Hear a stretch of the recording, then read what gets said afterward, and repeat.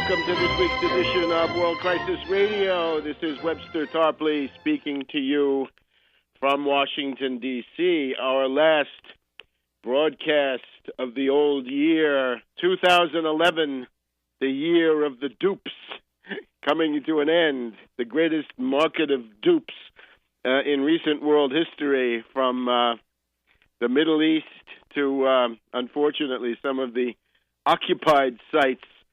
The problem has been a mass strike process, hijacked, misdirected, propagandized, misled, taken over, and so forth, with the hope of aborting it. But we think that the mass strike is going to be back in 2012, stronger than ever, with the possibility of pushing aside the foundation-funded fakers, the left liberal mushheads, the Michael Moores, the Amy Goodmans, the Kevin Zeeses, the David Swansons, the misleaders who guarantee defeat, that Gnome Chomsky will also be swept aside and discredited. For all of these people are simply promoting themselves and getting money, in many cases, either through what they're selling or through the fees that they're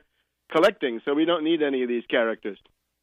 Now, the very interesting thing in the last 72 hours or so is that we're in the middle of a war emergency, and we want to talk about Iran, Israel, the Straits of Hormuz. But let's go first to the Syrian front. We now have these Arab League observers. There are about 150 of them, and they have been going through the city of Homs. And they have found, and I'm quoting, nothing frightening. Now, I wouldn't put it quite this way, but maybe you can see what they're driving at. The Arab League observers have found nothing frightening in the city of Homs. They are, in other words, refusing to validate the Syrian Observatory for Human Rights, the Gay Girl in Damascus, the Syrian National Council, the Free Syrian Army, and the rest of this troop of pro-NATO destabilizers whose program, I guess we have to say, comes down to bombing Syria, fomenting civil war inside Syria. Nothing frightening, say, in this case, the inspectors, the observers from the Arab League. The activists, so-called, are saying something quite opposite. When you read these newspaper accounts and you read activists say, right, activists, then be reminded those activists are the extremely dubious, shadowy figures of the Syrian Observatory for Human Rights. These are the new Chalabis. Remember Chalabi, who went to the neocons in 2002 and he said, invade Iraq, it'll be a cakewalk. Or remember Source Curveball of 2002, 2003. These are self-interested people from the target country who sell a bill of goods to eager imperialists, be they Obama warmongers, Wall Street warmongers, neocons, whoever they are, who are eager to hear this kind of thing. So when you read that activist say, remember, don't believe it. So if the Syrian National Council under Galyouni, this lounge lizard from Paris, and as his people are all freaking out, we have this woman called Basma Kadmani. Basma Kadmani operates from the front line of the struggle, which is in Dubai. So she's out there in Dubai, and she's telling Reuters that if the Arab League observers don't parrot the story, the narrative being told by the Syrian National Council and the Syrian Observatory, then that will increase despair among the Syrians, and that will increase violence. So you better cave in and repeat our story, or you will have blood on your hands, observers. So the entire edifice of lies that I've been denouncing is collapsing. I was in Homs 5 to 6 weeks before these Arab League observers, and I told you what what I found evidence of. CIA death squads. The Free Syrian Army is death squads. A lot of them are deserters, draft dodgers, organized crime figures, terrorists, right? Self-starting fanatics, psychotics from the Muslim Brotherhood inside Syria. And the rest of them are your Chechens, your Afghansi, your Libyan recycled killers like Belhaj. You've got your Iraqi recycled killers coming in there. And it looks like Belhaj, the butcher of Pakistan and then the butcher of Tripoli, is now the butcher of Idlib, that is to say the Syrian town closest to the Turkish border.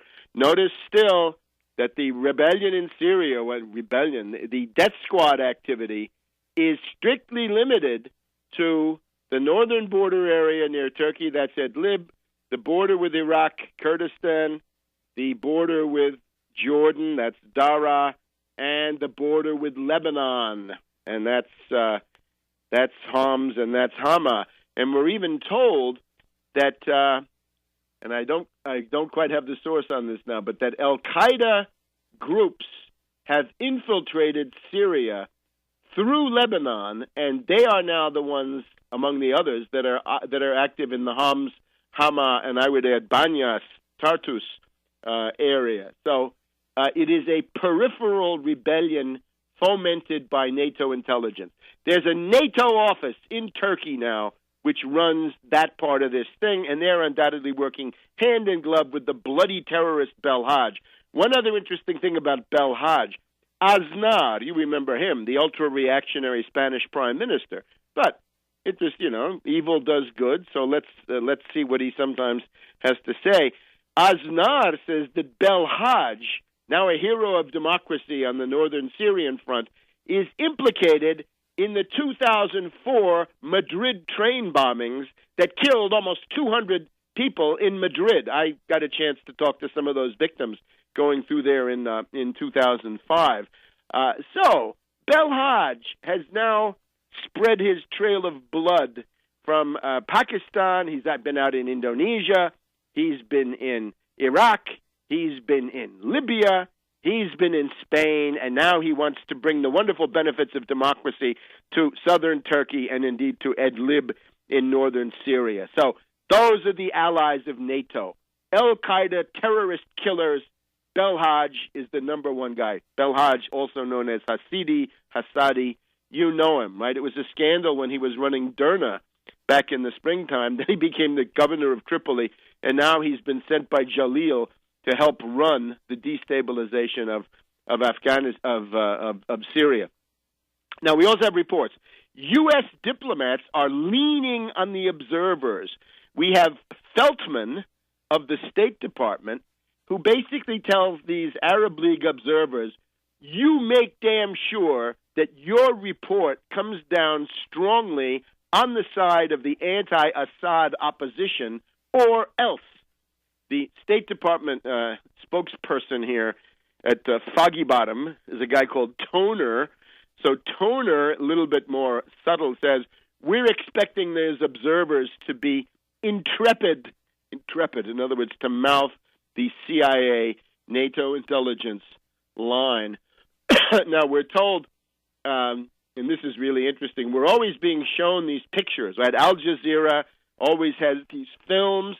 France 24 has these films. I pointed out in recent broadcasts that if you look carefully at some of them, there are green trees and people in their shirt sleeves. And since I've been in Homs, I know in Homs it's cold. It's winter now. It was winter already a month ago and 6 weeks ago in Homs. So if you find people wearing shirt sleeves, these are not recent films. We've even got a defector from Al Jazeera who wants to tell you about how this is all done, and we'll get to his story in just a minute on World Crisis Radio.